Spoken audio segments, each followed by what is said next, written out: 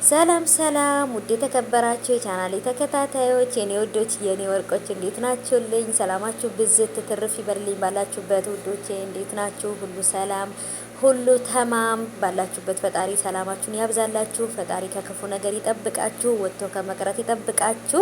በሰላም እንደወጣን በሰላም ለሀገራችን ያብቃን እያልኩኝ እንግዲህ የኔ ወዶች እናንተም ደግሞ ዱዓ ያድርጉልኝ፣ እኔም ዱዓ አድርግላችኋለሁ የኔ ወዶች። በስደት ላይ ጸሎት መደራረግ ዱዓ መደራረግ ለኛ በጣም ይጠቅመናልና አባይቦቼ ቀልዱን ብቻ ሳይሆን ቁም ነገሩን እናስታውስ ብዬ ነው የኔ ወዶች። ባላችሁ በፈጣሪ ጠብቃችሁ። እንግዲህ ዛሬም ተመልሼ መጥቻለሁኝ። አብርሃም ለልጁ መልእክት አስተላልፏል። ሁሉም በጊዜው ይሆናል። ልጅ ወድሃለሁ አፈቅርሃለሁ የሚል ነገር ነው እንግዲህ ያው ጽሁፉ በእርግጥ ልጅ ወድሃለሁ አፈቅርሃለሁ የሚል የለውም። እንግዲህ አሁን እንደዛ እኔ ጨምሬለት ነው እሱ አጠር ስላደረገው ማለት ነውና አዎ በጊዜው የማይቀየር ነገር የለም። አብርሃም እንግዲህ ያው እዚህ ጋር ያስቀመጠው ልጅ የማን ልጅ ነው?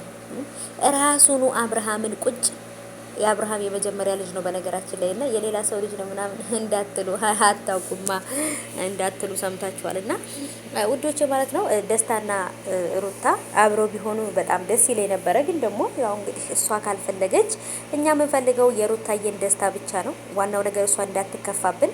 አብርሃም ልጅህን የምትወደውና ለልጅህ ቦታ ቢኖርክ ልጅህን ከእናቱ ጋር ሆነክ ከሩታ ጋር ሆነክ ለልጅህ የምትጨነቅ ለልጅህ ደስታ የምትጨነቅ ልጅህን የምትወደው አንተ እንደምትለው የምትወደው ቢሆን በእንጀራ እናት ፊት እንዲያደግ ወይንም ደግሞ አንተ ጋር ሲመጣ የእንጀራ እናት ፊት ያያል፣ እናቱ ጋር ሲሆን እናቱ ጋርና ተለያይታችሁ እናንተ አታሳድጉትም ነበር ማለት ነው። አብርሃም ልጅህን አትወደውም፣ ውሸትህን ነው ማስመሰል ነው እንጂ እውነተኛ ፍቅር ለልጁ ያለው ሰው ከእናቱና ከአባቱ ተለይቶ ብቻውን እንዲያደግ አይፈረድበትም አይደለ? የአባት ፍቅር አጥቶ ማለት ነው። እና ከእናቱ ጋር ሆነክ በፍቅር ልጅን ታሳድገው ነበር ማለት ነው። ግን አንተ ለይምሰል ነው የምትኖረው አብርሃም ማለት ነው።